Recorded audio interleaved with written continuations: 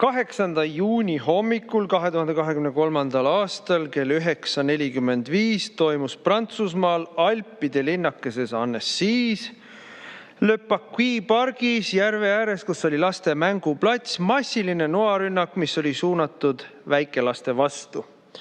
31-aastane Süüria päritolu Abdelmajid Hanoun jooksis mänguplatsile ja hakkas juhuslikult noaga lapsi taguma. Kätte sai 4 väikelast, kellest kõige väiksem oli 22 kuu vanune, kõige vanem 3-aastane, kes kõik said eluohtlikke vigastusi. Lisaks said nugadega suskitud 2 täiskasvanut, vanemad mehed, kes sekkusid ja lapsi kaitsma asusid. Kes siis oli see 31-aastane Abdelmajid? Süüria päritolu, aga elas Rootsis 10 aastat. Sai Rootsis varjupaiga ja pagulase staatuse. Läks Rootsi ametlike dokumentidega Prantsusmaale, oli siis nii-öelda Rootsi dokumentidega, riietus mustalt ja oli moslemi fanaatik. Tuleme ajaloos lähemale meie ajale. 3. detsembril 2025. aastal Southamptonis ründas 23-aastane Sikh Vikram Digwa 18-aastast briti tudengit Henry Novakit noaga. Nuga oli Sikhi moslemi rituaalne nuga Peshkabz ja lõi teda 5 korda, muuhulgas siis rinda. Digwa valetas politseile, et Novak oli teda rassistlikult rünnanud ja loomulikult politsei uskus nuhakangelast rohkem kui valget Novakit. Digwa vend Gurbeet Digwa tegi samuti valehäirekõne ja esitas rassismi süüdistuse. Digwa ema Kiran Kaur võttis mõrvarelva sündmuskohalt ära, peitis selle kodus ära ja hiljem, kui politsei tegi seal kodus läbiotsimise, leiti veel 20 rituaalset nuga. Digwa isa Moga Singh on samuti nüüd uurimise all erinevate relvade omamise, illegaalse omamise süüdistusega. Politsei saabus loomulikult venna koha peale, Digwa venna koha peale kohale.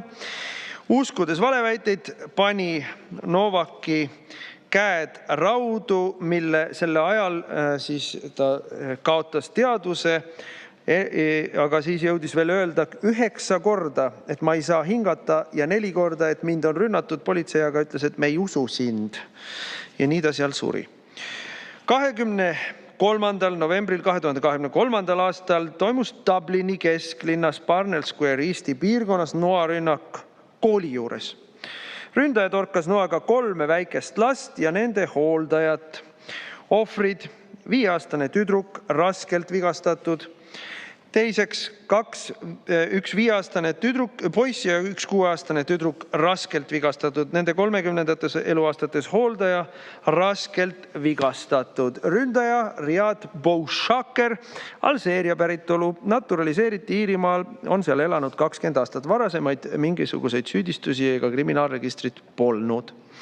8. juuni õhtul ründas, nüüd on see sel aastal, paar päeva tagasi, ründas sudaanlasest varjupaiga taotleja Hadi Alodid, 30-aastane mees. 40. eluaastates Stephen Ogilvie Dublin, siis Põhja-Iirimaal.